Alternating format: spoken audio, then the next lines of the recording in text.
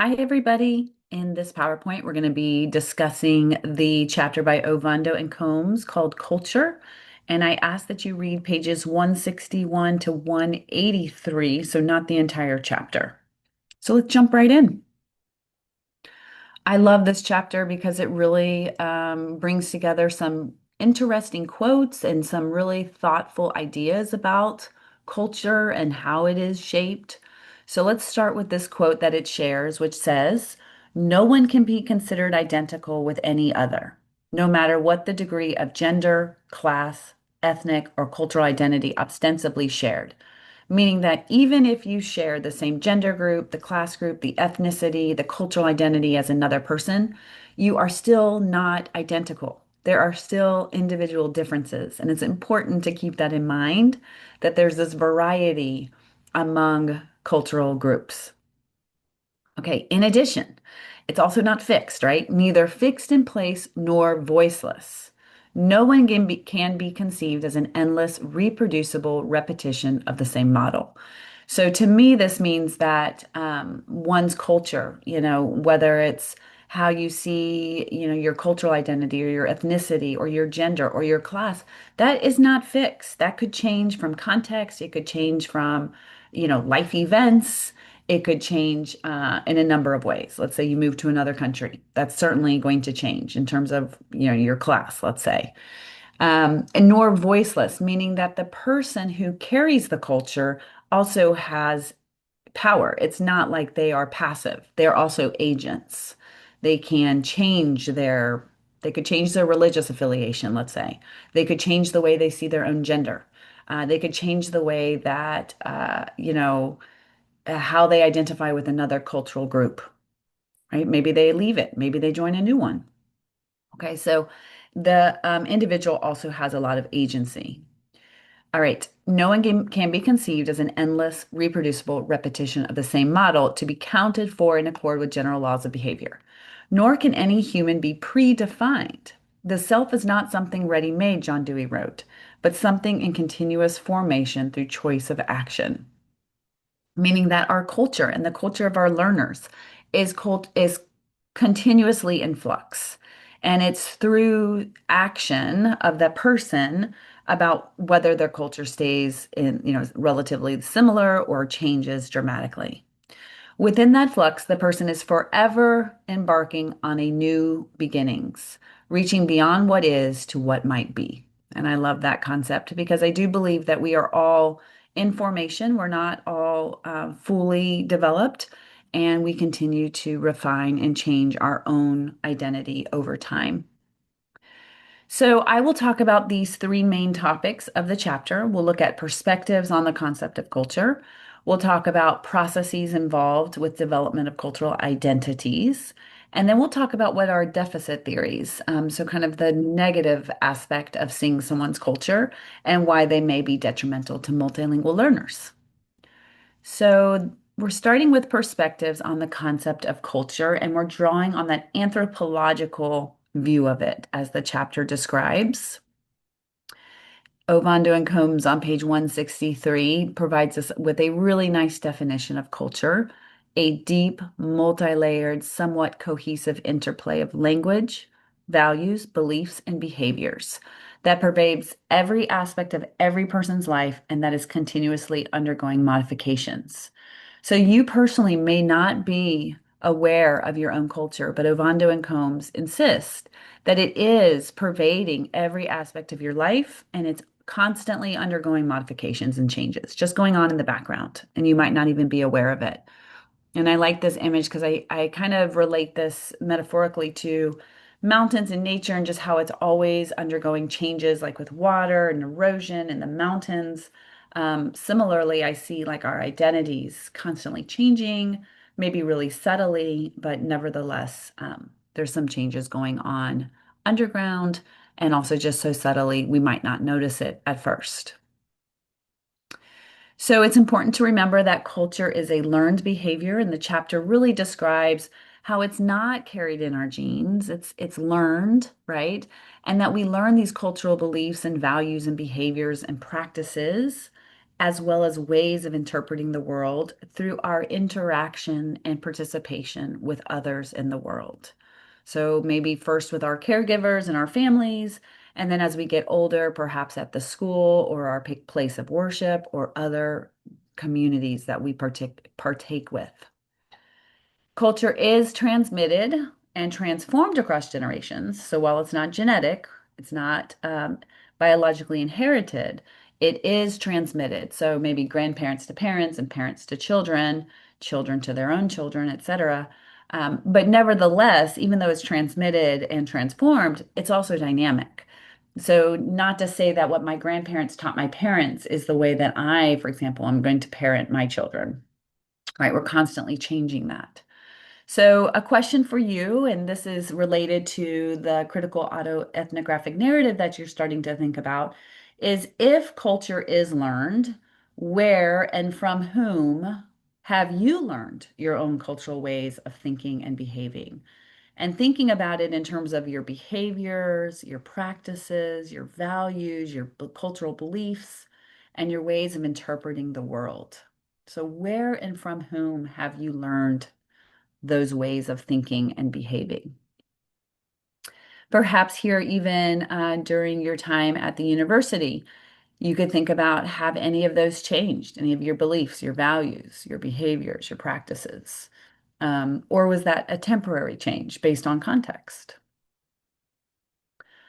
Culture is also shared, right? So we acquire and create culture as members of groups. Again, whether it's our familial group, our religious group, right?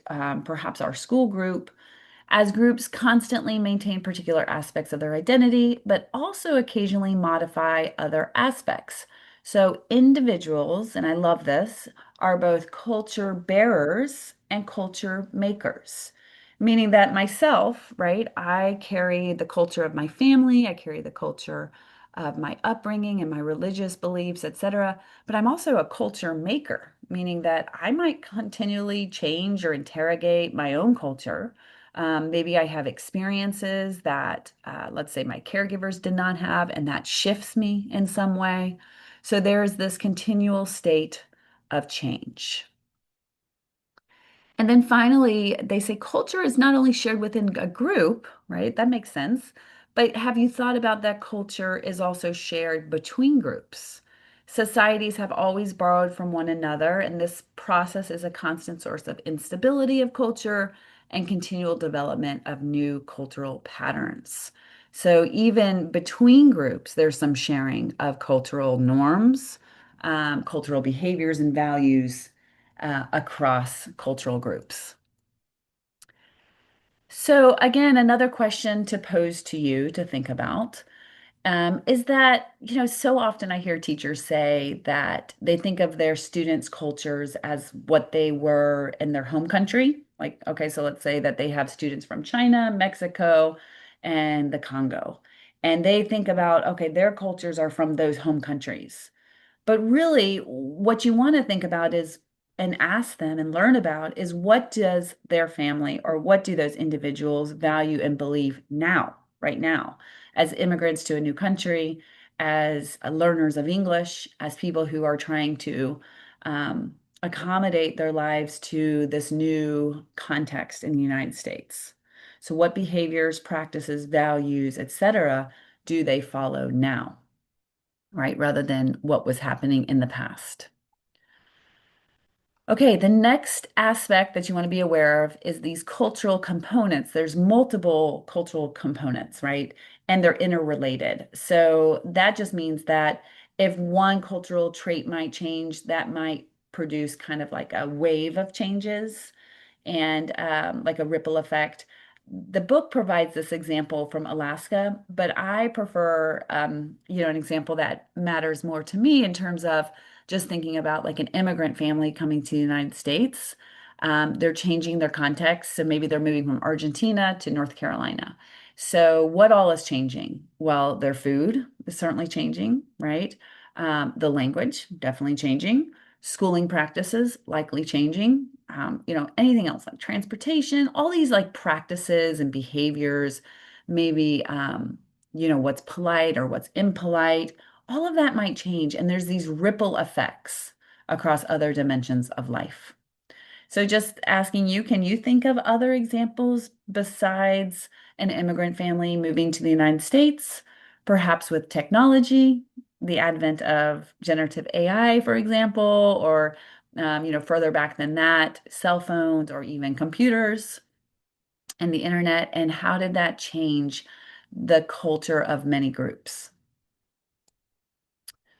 So the book talks about, this anthropological view of culture, which we've just covered. And then there's also these popular views of culture. And this is kind of critiquing the way that some people view and talk about and use culture.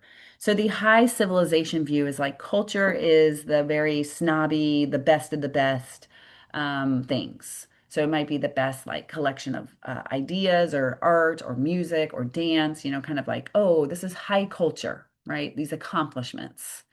Um, Unfortunately, the curriculum in the United States has often stressed like Western ideals as the top culture, right? The thing that we're supposed to strive to. And that can be really problematic if it ignores the contributions in the presence of other, maybe perhaps minoritized people or cultural groups, and their contributions, because we're just focusing on, what is quote unquote the best and who says it's the best knowledge and ideas, etc. So you want to stay away from that view of culture as being kind of like these tangible objects, examples of what is this hallmark of culture, to be able to consider all the ways that cultural groups are contributing to this notion of culture and their own personal cultures.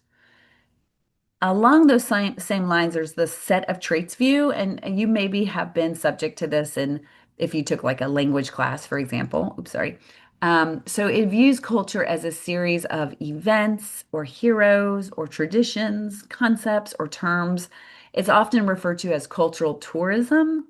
And so this is problematic because, it promotes this belief that culture's static, it's fixed. And it ignores the fact that, like we mentioned, that individuals are both culture bearers and culture makers, right? Culture is changing. Therefore, it could lead to stereotyping. And I was thinking about my own experience taking Spanish. And I think my teachers often did what we call the Frankenstein approach, meaning like, how Frankenstein was made by sticking body parts together, like arms and head and neck, right? Kind of like a monster. Well, seeing culture like that. So as we're learning about Spanish language, we might talk about tacos from Mexico and then flamenco from Spain and maybe tango from Argentina and then like that traditional tortilla with the egg, right, from Spain, which is more like the omelet. So it's very much like parts and as if you're getting a full view of culture, right? We know that that falls short. The 4F approach, I like this one too, like folk dances, festivals, fairs, and food. If you've ever seen teachers just focus on those things with culture.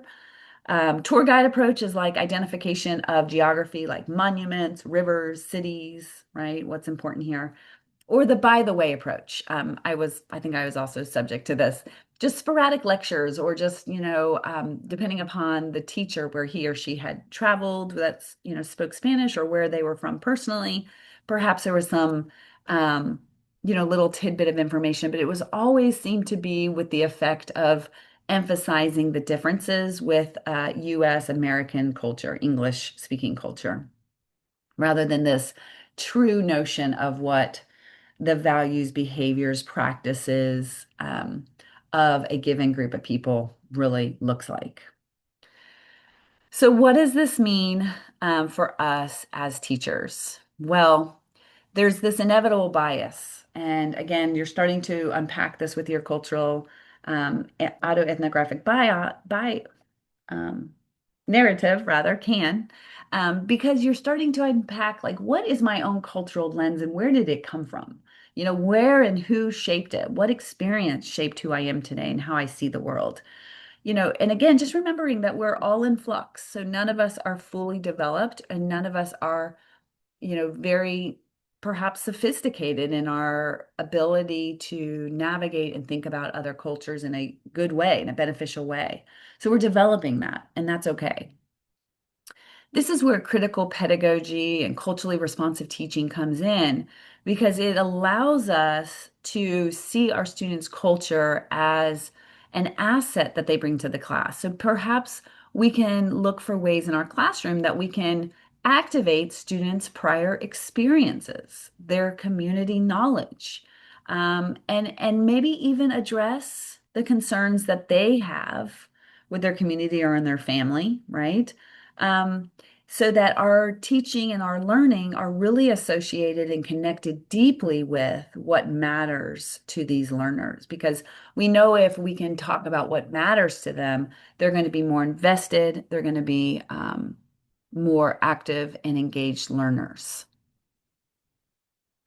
So, cultural identity formation, there's three main terms that I want you to know from this chapter, and they are enculturation, enculturation, acculturation, and assimilation, right? So kind of tricky. Enculturation and acculturation. And enculturation is just the way that all of us learned culture, right, as children. It starts really early. We usually learn from our parents' examples and their modeling. Like, think about conversations you had with your parents about what's polite and what's impolite, or what do you do when you're meeting an adult and you're a child, right? Or saying hello and goodbye to people as you enter a space or leave a space. I know those are conversations that I see parents having a lot with their children around me. So that's enculturation. And that's kind of the perhaps, immersion way of learning culture. Now, acculturation is what happens through cultural context or contact. So, acculturation, think about a family from Argentina moves to North Carolina. What happens? They acculturate. And acculturation is positive in that they maybe take on parts of the culture of this new context, but they also retain their original culture. They do not necessarily give that up. And that's really important for their success, especially for their children when they're going through this really difficult transition, that they have that language and culture to fall back on and to support them through those changes. So it's seen as an additive process, which I love, resulting in bicultural, even multicultural identities. Now, in contrast, the last term that I want you to know is assimilation. And the problem with assimilation is that the group, so same example, Argentinian family moves to North Carolina, begins school with their children, but they lose all their connection to Argentina. So, including Spanish language, any type of cultural values, behaviors, practices, traditions, all lost and replaced by those in the new culture. The reason this is problematic is because oftentimes this is happening at a point of contact between two cultures. And at the most stressful point in which, especially young learners, need support from their families, we're taking that away. So it's really important that they are able to acculturate, but not necessarily assimilate. Okay, so knowing those three terms, right? Enculturation, acculturation, and assimilation. So, along those lines, we're starting to now talk about some deficit perspectives, and that has to do with the idea that if you just look back at this assimilation idea, that perhaps there's a belief that that minority group's culture is not as strong in some capacity, that they need to let that go so that they can fully assimilate into the current language and culture. So, cultural deficit perspectives attribute the academic underachievement of students from minoritized groups to perceived deficiencies in their homes, their families, languages, cultures, or communities from Ovando and Combs. So, historically, this perspective has positioned linguistic and cultural differences as deficits, things to be fixed rather than resources. So, for example, we want you to not speak Spanish at home. We want you to only speak English because the goal is English proficiency. And we know that that is, proven by research, not a good strategy for families. And in fact, learners can learn both English and Spanish simultaneously, or English and whatever the other home language is, and use it to their benefit of continuing to learn content while they're developing linguistic proficiency. So it views English learners as a problem to be fixed rather than as an asset to the community. And they treat successful transition into the dominant mainstream classroom as the goal, again, assimilation rather than acculturation. They compute this with what's normal, the normal thing. And it also locates the source of academic difficulty outside the school, right? It puts it with the students, the families, and the communities rather than with the pedagogical practices of the classroom or the school. So this moves us to a few questions, and that is, are teachers to be merely transmitters of consensuous values and dominant culture knowledge, or are they to be co-participants with students in knowledge construction and social action in a democratic society?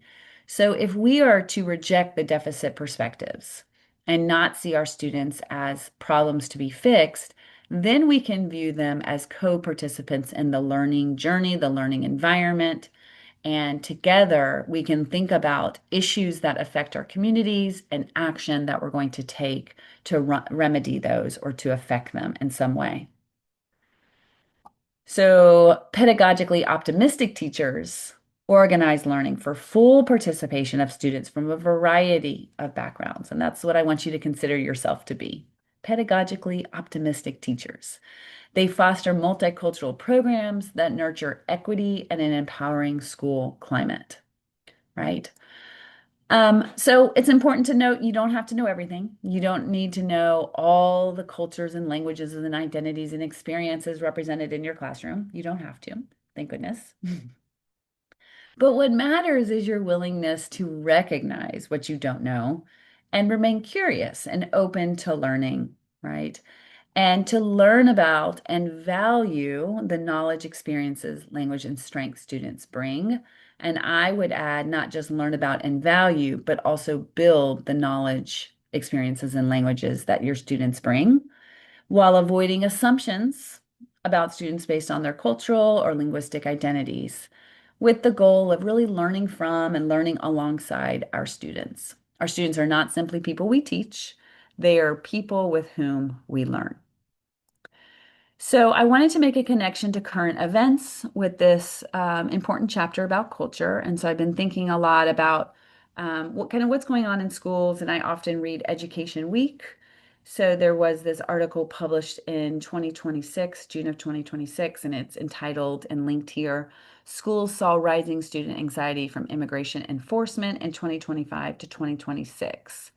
And basically, this article just talks about they use survey data and they show that even though what's going on with immigration enforcement is happening outside of schools, it's affecting schools. And this is going to be a theme that comes up often in our class, that the school is not immune to what's going on outside its walls. In fact, quite opposite, it's very much affected by what's going on outside its walls. So here's some of the statistics. Among educators working with immigrant students, 57% reported student anxiety or fear, and 39% reported reduced attendance in the spring semester of 2026. And in urban districts, those figures were even higher. And so, how have schools responded? Well, they've included some counseling and information for families, and maybe even virtual learning options. But this just, is interesting for us to think about. So our discussion questions is just, what is this situation of immigrant enforcement help us understand about the relationship between culture, identity, schooling, and students' experiences, right? This is the theme of our course, and we're living it every day in terms of seeing changes happening, right? And how that affects the students and their experiences in school.